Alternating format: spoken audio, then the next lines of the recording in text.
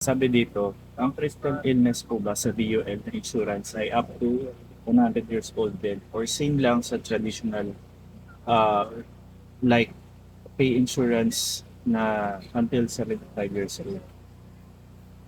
Actually, kapag mga riders, yung mga critical illness, riders like yung ina-add-on lang dun sa mismong plan, it is only up until 70 years old, 72 or 75, depende sa plan na kinuha nyo. Kasi iba-ibang plan, iba-iba ng structure and all. But I haven't seen any VUL na talagang focus sa health na until age 100.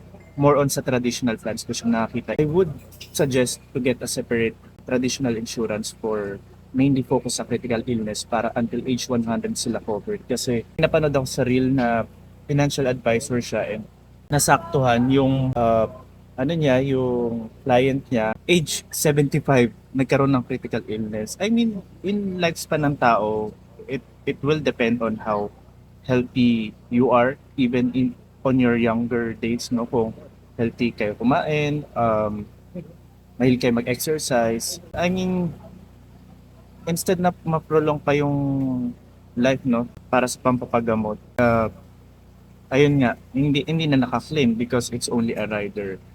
Kaya nga there's not an insurance that one size fits all kasi iba-iba yung purpose niya. So like my sister, ito, she already has two insurance policies.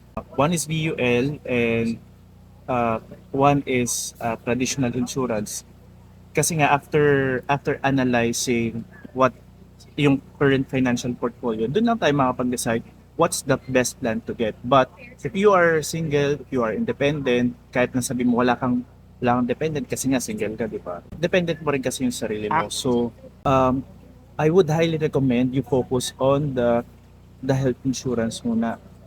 Kasi madali naman, everything will follow kapag to build your wealth in the future kasi syempre mapopromote ka pa and all. Hindi ka naman papayag na magstay ka lang sa tinatatayuan mo, di ba? So yeah, if nasa ano ka, just to give you an example, kapag nasa 25 ka, your insurance can be as low as around 2 to 3,000 per month.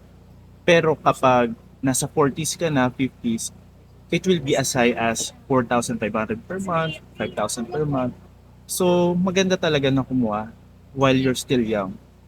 So, if you want to find out more, message nyo lang ako kasi I don't push products. I evaluate your budget and I evaluate your needs.